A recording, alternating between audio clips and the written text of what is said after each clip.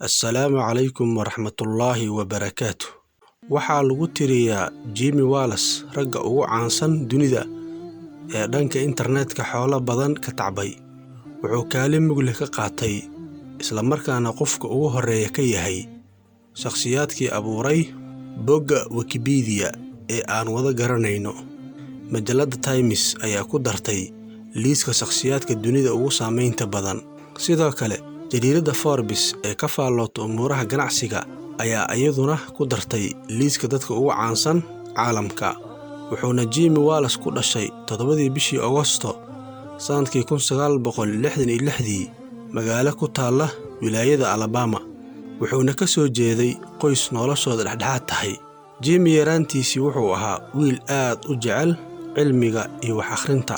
Wuxuu akhrin jiray buugaagta, joornaalada, xitaa wuxuu akhrin jiray warqadaha la iska tuuray ee wadooyinka iyo guryaha dhexdaadsan. Wuxuu awooday Jimmy asigoo weli aan qaan gaarin inuu gebi ahaanba akhriyo mawsuucada Britannica ee ka kooban 20 mujallad. Sidoo kale wuxuu akhriyay weli asigoo kuryar ah dhammaan buugaagtii taalay maktabadda aabihii.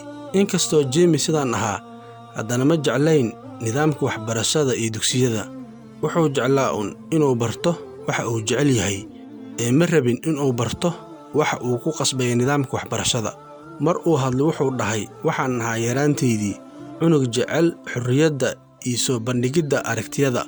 Haddaba Jimmy ayaa ka aflaxay iskuulka Randolph oo ah macad lagu diyaariyo ardayda ku biiri doonta jaamacadda Auburn.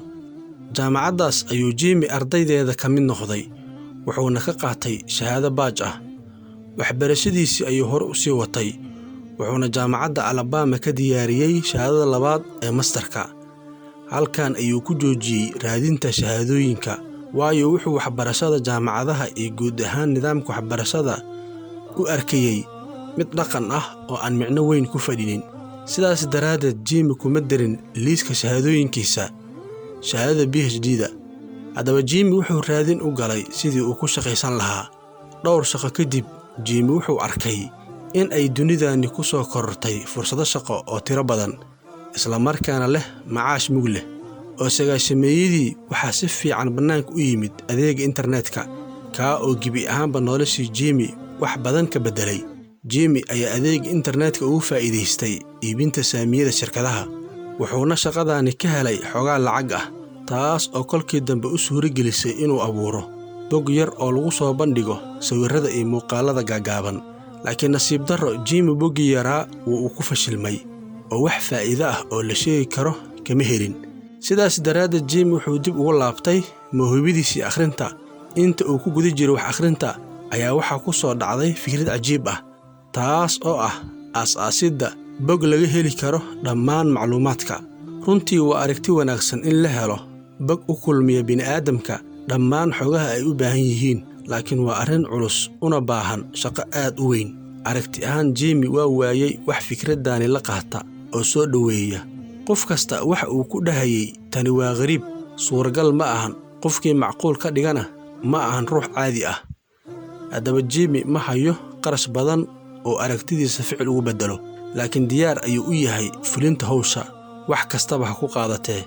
Wuxuu Jimmy jeclaystay inuu arko dadka wax ka baara internetka oo hela xogaha ay raadinayaan.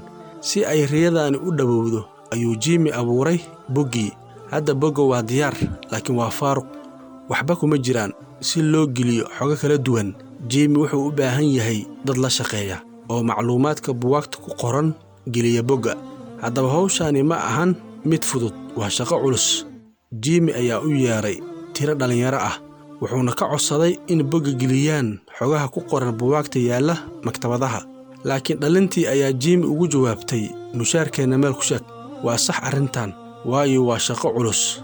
Haddaba Jimmy ma hayo qarash badan oo hawshiisa ku socodsiiyo. Si ay shaqada u socoto ayuu Jimmy dhalintii ku qanciyay xayeysiinta la saari doono bogga marka uu caan noqdo.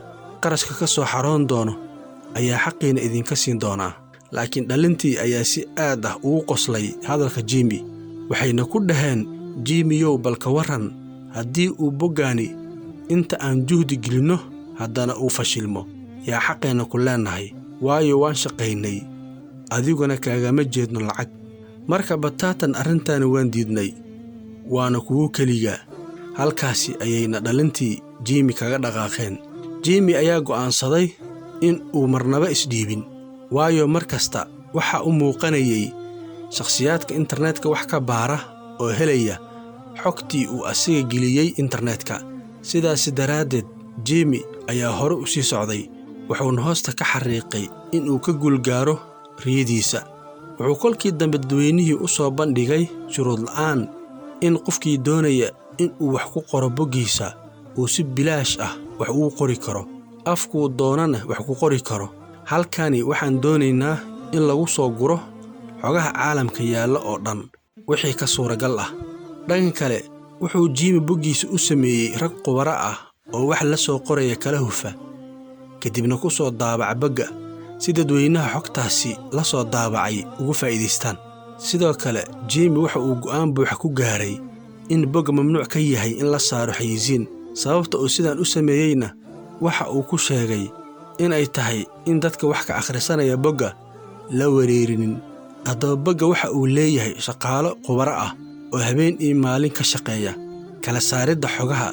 Dadkaasi waxay xaq u leeyihiin mushaar dhammaystiran. Si shakhsiyaadkaasi mushaarkooda loo helo ayuu Jimmy dadweynihii ka codsaday in tabarucaad loo sameeyo bogga. Wuxuuna Jimmy kolkii dambe helay lacag badan oo tabarucaad ah. Haddii uu Jimmy boggiisa u ogolaan lahaa xayeysiin, waxaa hubaal ah inuu heli lahaa malaayiin dollar. Mar alla markii uu Jimmy dadweynihii u fasaxay in ay si shuruud la'aan ah wax ugu qori karaan bogga, isla markiiba wuxuu arkay maalmo kadib arrin ka yaabisay, taas oo ahayd in malaayiin ruux bilaabeen wax ku qoridda bogga. Wuxuuna bogga ku soo baxay bogga xogaha laga raadiyo ee loogu kalsooni badan yahay. Qof kasta oo u baahan cilmi-baaris yar waxa uu aadaa bogga, waxa uuna ka soo helaa shakhsiyaad caan ah, taariikhdii dadkii hore, waddamo, magaalooyin iyo xaqiiqooyin dhanka siyaasadda ah. Haddaba xogta iyo macluumada aad ka qaadanayso bogga waa bilaash, wax lacag ah lagama rabo. Adigu naftaadaba waa lagu ogol yahay in aad wax ku soo qorto bogga si dadweynaha dunida uga faa'iidaystaan. Haddaba markii uu boggani caan noqday, maalin kastana ay soo booqanayaan malaayiin qof, ayaa shirkado iyo guud ahaan ganacsato waxay ka codsadeen milkiilaha bogga in uu u saaro xayeysiin, malaayiin dollarna ay siiyaan. Laakiin Jimmy mar labaad ayuu haddana arrintaasi diiday, wuxuuna ku adkaystay mowqifkiisii hore. Hadda bogga waxaa ku jira 2.5 bilyan oo maqaal, kuna qoran ilaa 200 oo af. Sidoo kale waxaa bogga bil walbaba wax ku qora in ka badan 300,000 oo ruux, kuwaas oo afaf kala duwan ku qora maqaaladooda. Haddaba Soomaalida meeshaani si aad ah ay ugu maqan yihiin, sababtoo ah haddaanu nahay ummadda Soomaaliyeed waxaa nagu yar wax akhrinta iyo qoridda. Runtii af wanaagsan oo wax lagu qori karo waan leenahay, inkastoo weli wax ka dhiman yihiin, laakiin haddana weli waxaan nahay bulsho wadata dhaqankii miyiga.